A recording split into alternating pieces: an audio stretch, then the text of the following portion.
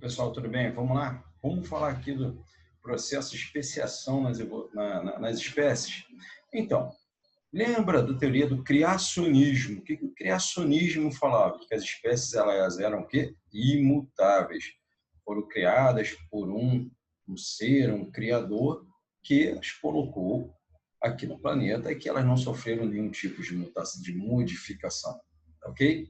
Bom, a especiação vem aí para falar um pouquinho a respeito das mudanças.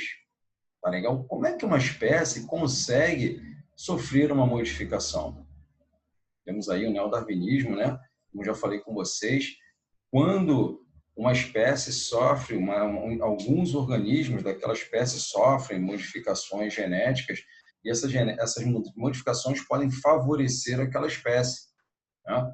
Então, nesse processo de especiação, as mutações podem estar associadas. Ok? Beleza. Isso vai ajudar. Mas a especiação ela pode ser dada por um processo que nós vamos ver aqui. Os organismos sofrendo que algumas populações se separando, né? E com o tempo, imaginem, será que esses indivíduos podem se isolar de forma reprodutiva também?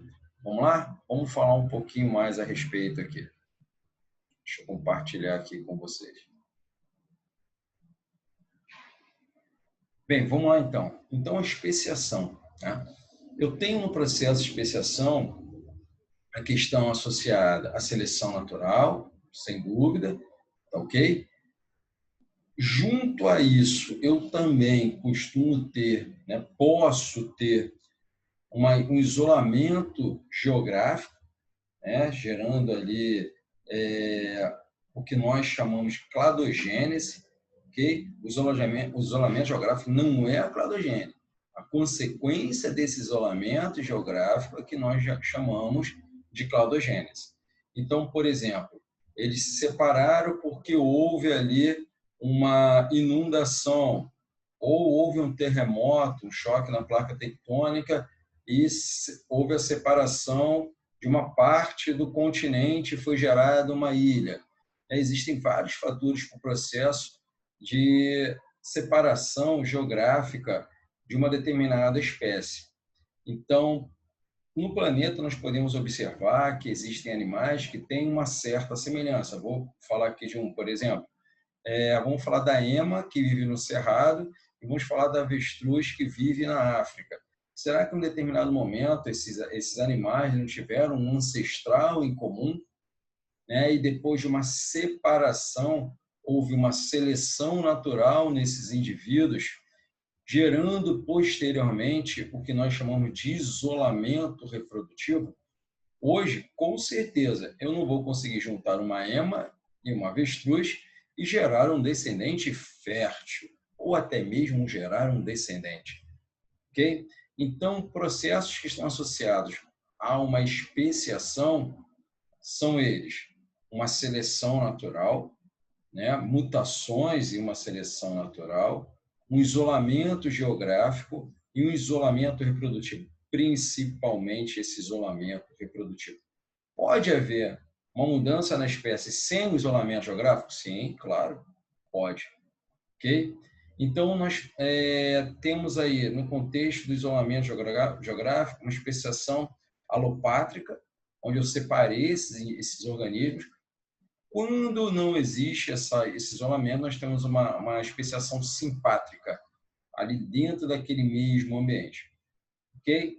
Bom, vamos lá então, dar continuidade. Então, mecanismos de especiação, tá legal? Bom, aqueles dois primeiros são, sem dúvida alguma, extremamente importantes. Tá havendo uma separação, uma cladogênese, e depois gerando isolamento aí, né, geográfico, e depois o isolamento reprodutivo. Mas vamos lá. Quanto essa questão associada à reprodução? Existem mecanismos que são mecanismos pré-zigóticos e pós-zigóticos. Mecanismos pré-zigóticos, eles impedem a fecundação. Então, vamos lá. Eu isolei, foram isoladas, e aí eu tenho isolamento reprodutivo. Como é que pode ocorrer esse isolamento reprodutivo? incompatibilidade de órgãos reprodutivos, incompatibilidade bioquímica entre os gametas e diferença comportamental também. Então, eu não consigo, eu nem gero o zigoto. Ele já foi o quê? Impedido de ser gerado, quando eu tenho incompatibilidade desses órgãos reprodutivos. Como é que eu vou misturar um coelho e um gato? Não tem como. Não tem como. Nem o gameta tem compatibilidade. Lembra que eu já expliquei para vocês a região do glicocálice, que é um identificador, quando a gente fala de célula, impressão digital, não vai haver compatibilidade nessa identificação. Então, esses animais vão ficar o quê? Sem gerar, né? No caso aí, não vai haver uma fecundação sem gerar o zigoto. Diferença comportamental também. Se eu tenho um animal que tem um comportamento, o outro tem outro, como é que eles vão se encontrar, né, para poder gerar aí uma fecundação? Então, vamos lá. Pós-zigóticos.